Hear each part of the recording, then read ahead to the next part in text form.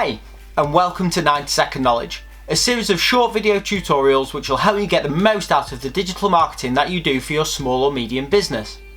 In episode 4 of the Google Analytics series, we're going to show you how to install Google Analytics tracking code into your website.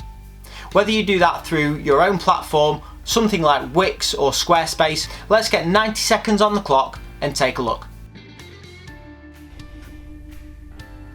Okay, so depending on how you've built your website is going to affect how you need to implement the tracking.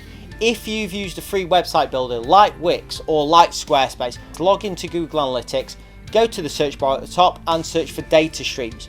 It will show you this code, and all you need to do is copy that, go to your platform and have a look at their documentation. It will tell you exactly where to paste that ID, and that's all you'll need to do. Save it, move on. Analytics will start tracking data. If you've used a platform like Joomla or Wordpress, click on data streams, click on the data stream that you want to start tracking, and then click global site tag.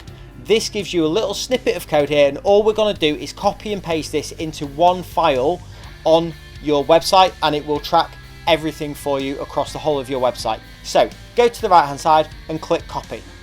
Then once you've done that, you need to go to the right file on your Joomla or WordPress installation and just paste it in. Save it. It's as simple as that. And I'll put in the description below the location of those files so that you can just copy and paste it and look in the directory of your website to find it. Files themselves look like this, and all we need to do is look for this line of code that just says head, and then immediately underneath it paste the code from Google Analytics. And if you're using WordPress, same again.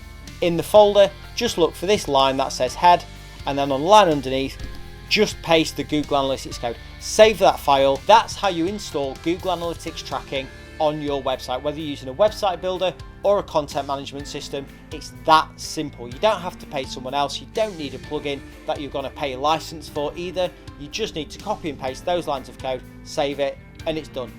Come back next time. In the next video, I'm going to show you how to make sure this is working properly and how to check that the data you're getting is accurate.